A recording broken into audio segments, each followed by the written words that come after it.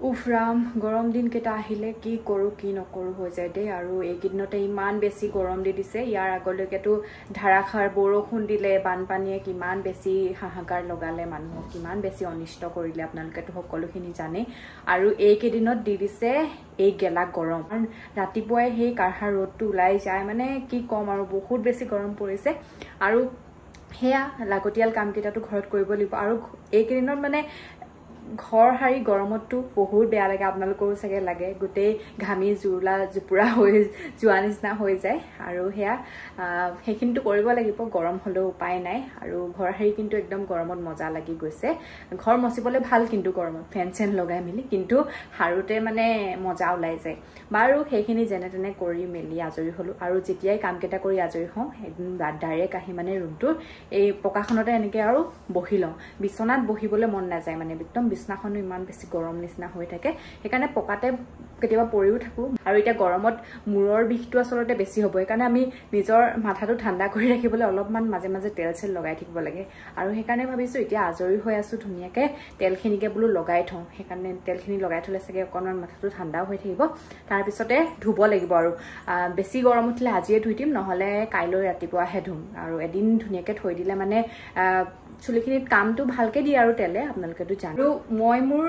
চুলিত যেতিয়াই তেল লগাও এবিধ তেলে লগাও হেবিধ তেল আজি কিছুদিনৰ পৰা লৈছো ইউজ কৰিবলৈ আৰু ইউজ কৰি খুব ভাল এটা ৰিজাল্ট পাইছো আপোনালোককো বোলো দেখাই দিও লগাবলৈ যেতিয়া লৈছোৱে এইটো লগাও নেচাৰ শিউৰৰ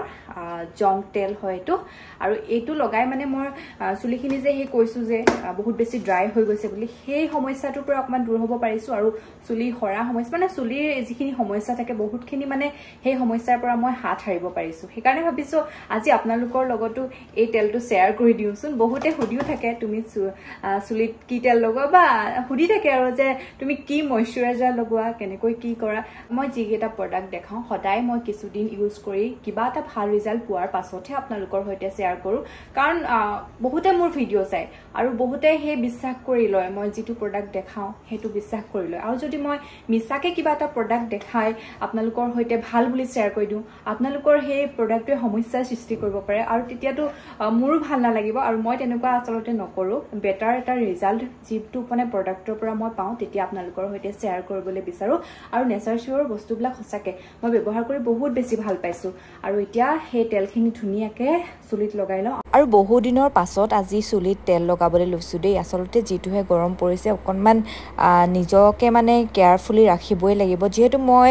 মাইগ্ৰেনৰ এগৰাকী পেচেণ্ট বুলি ক'ব লাগিব আৰু মাইগ্ৰেনৰ যিটো হেডেক হয় মানে কি কম যিসকলৰ আছে তেওঁলোকে জানে আৰু গৰমত সেইবিলাক বেছিয়ে হয় আৰু পাকঘৰত সোমাই থাকিলে যে কিবাখন লাগে সেইকাৰণে বোলো তেল অলপ লগাই লওঁ চুলিখিনি তেতিয়া মাথাটো অকণমান ঠাণ্ডা হৈ থাকিব আৰু এয়া মই পেকেজিঙতে এনেকৈ মানে প্ৰডাক্টবিলাক ৰাখি খুব ভাল পাওঁ আৰু এয়া চুলিখিনি ধুনীয়াকৈ মেলি লৈছোঁ আৰু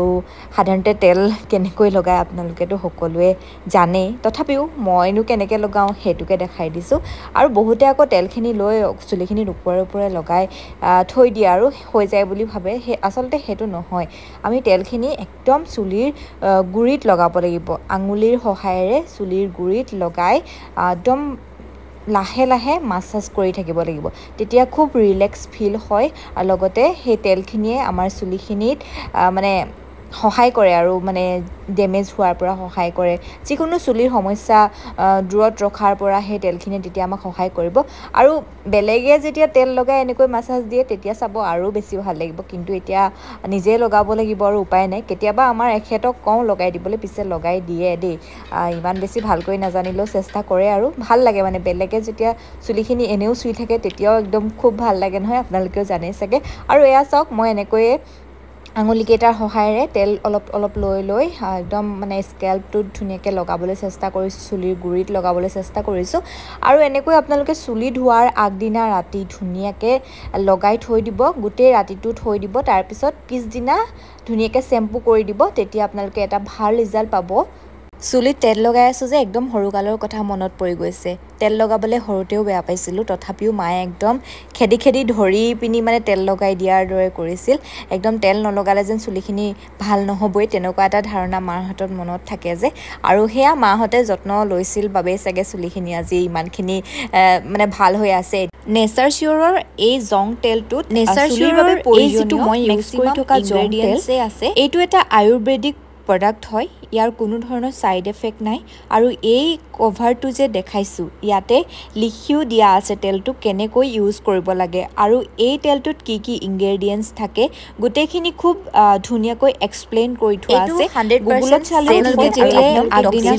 তেল লগাব পাৰিব না শ্যাম্পু কৰি দিব তেতিয়া এটা ধুনিয়া ৰিজাল্ট দেখিবই আৰু তেল লগাবলৈ গৰমত এলাহ লাগে কিন্তু লগোৱাৰ পাছত বহুত বেছি ভাল লাগে একদম সঁচা কথা কৈছো দেই আৰু মই বাৰু ডেসক্ৰিপচনত ইয়াৰ লিংকটো দিয়ে ৰাখিছো যদি আপোনালোকে উপযোগী বুলি ভাবিছে সেই লিংকটোত গৈ আপোনালোকে অৰ্ডাৰ কৰি ল'ব পাৰে